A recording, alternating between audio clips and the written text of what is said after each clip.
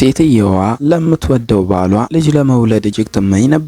ስለዚህም ለመጸነስ በሚረዳት የሕክምና ሂደት ውስጥ ገብታ የእንቁላል ማነቃቂያ መርፌዎችን ያለማቋረጥ ትወስድ ነበረ። መድኃኒቶቹ በሆርሞኖቿ ላይ ከፍተኛ ለውጥ እያመጡባት ቢሆንም የሚደርስባት አደጋ በትክክል አታውቀውም ነበረ። ከባሏ ጋር ለ5 ዓመታት በፍቅር ኖራ ነበረ። ለሱ ብላም ስራዋን ትታ የምትወደውን ሰው አገባች። ነገር ግን በስተጀርባዋ ባሏ ከሐኪሟ ጋር በሚስጥር እየተመሳጠረባት እንደነበር አታውቅም ነበረ። በኋላ ሴትየዋ አንድ ከባድ የጽንስ መጨንገፍ አጋጠማት። ይህም በጤናዋ ላይ ከባድ ችግር አስከትሎ በመጨረሻ የመስማት ችሎታዋ እንድታጣ አደረገ። ሆኖም ልጅ የመውለድ ፍላጎቷ አልቀነሰም። ዶክተሩ እንድታቆም ቢያስጠነቅቃትም ልጅ እስካለኝ ድረስ የምትችለውን ሁሉ አደርጋለሁ በማለት ሕክምናዋን ቀጠለች። በዚህ መካከል ትዳሯን ለማዳንና የባሏን ፍቅር እንደገና ለማግኘት በሙሉ ኃይሏ ተጋደለች። በመጨረሻም ትዳሯን እንዳዳነችና የባሏን ልብ እንደመለሰች አምና ነበር። ሆኖም አንድ አስደንጋጭ እውነት ፈጽሞ አልጠበቀችም ነበር። ባሏ ከሌላ ሴት ጋር በፍቅር ወድቆ ነበር። ከዚያም ያቺ ሴት በሕክምና ጊዜ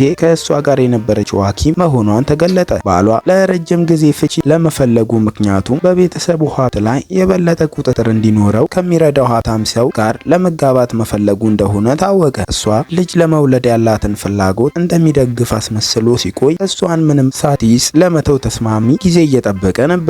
ይህ ሁሉ ሲሆን የሀብታሙ ሰው ኩባንያ እውነተኛ ወራሽ ወደ አገሩ ተመለሰ። ይህ ሰው ከልጅነቱ ጀምሮ በህይወቱ በጣም ከባድ ወቅት ላይ እያለ የረዳቸው አንዲት ልጅ ለዓመታት ሲፈልግ ኖሯል። በዚያን ጊዜ ልጅቷ ጣፋጭ የአሳ ስጋ የተቀላቀለበት ወፍራም የሩዝ ቂቤ ሰጥታው ህይወት ምንም ያህል ከባድ ቢሆንም ጣፋጭ ነገር መብላትና ተስፋ ማድረግ እንደሚቻል ነግራው ነበር። ከዓመታት ፍለጋ በኋላ የሚፈልጋት ልጅ በፊቱ የቆመችው ሴት መሆኗን በመጨረሻ አወቀ። ሆኖም ብዙ ዓመታት አልፈው ነበር። እሷም ቀድሞውኑም የአባቱን ህገወጥ ልጅ አግብታ ነበር። በተጨማሪም ሴትየዋ በኢንፌክሽን ምክንያት የመስማት ችሎታዋን አጥታ ነበር። የጆሮ ህክምናዋን ለማስቀጠል ገንዘብ ስለሚያስፈልጋት በየቦታው የትርፍ ሰዓት ስራ መፈለግ ጀመረች። ወራሹ ግን ከእሷ ጋር በቀረበ መልኩ ለመተዋወቅ ፈለገ።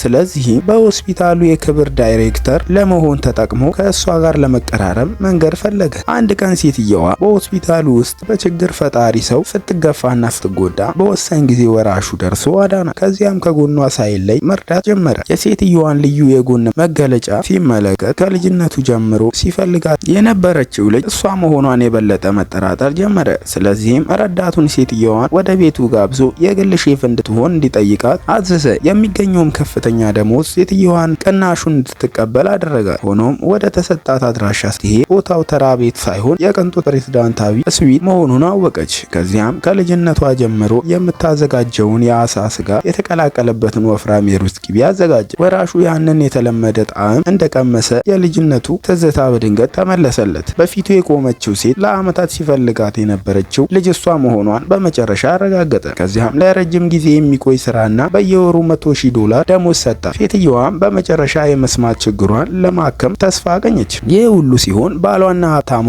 ኤሪየስ የራሳቸውን እቅድ አዘጋጅተው ነበር። በሰርጋቸው ዓመታዊ በዓል ሴትየዋ ወደ ሆቴል እንድትመጣ ለማታለል ወሰኑ። ዓላማቸውም እንደታለለች እንድታስብና ምንም ሳትይዝ እንድትሄድ ማድረግ ነበረ። ሴትየዋ ልትሄድ ስትል ባሏ ደውሎ በሆቴል ውስጥ የሚጠብቅባትን ድንገተኛ ስጦታ እንዳትረሳ አስታውሳት። ንጹህ ልብ ያላት ሴትየዋ ባሏ በመጨረሻ ፍቅሩን እንደመለሰ በማሰብ በደስታ ተሞላች። ነገር ግን ሳታስበው ሻርፓን በወራሽ ክፍል ውስጥ ትተዋለች። ወራሹን ደውሎ ሻርፓን ለመውሰድ እንድትመለስ ጠየቃት። ሴትየዋ ስትመለስ ሰውየው በድንገት ያዛት። እሷም ሊጎዳት እንደሞከረ በመፍራት ተደነገጠች። ሆኖም ሰውየው በእርጋታ ሻርፓን አንስቶ መልሳ እንድትለብሰው ረዳት። በተጨማሪም በእንግዳ ቤት ውስጥ ያላትን ንብረት እንዳትረሳ አሳሰባት። ሴትየዋ ከክፍሉ ልትወጣ በተቃረበችበት ቅስፈት ከበሩ ውጭ የባሏ ድምጽ በድንገት ተሰማ። ይህም በሚቀጥለው ቅስፈት ምን አስደንጋጭ እውነት እንደሚገልጽ ልቅ ጥያቄ አስነሳ።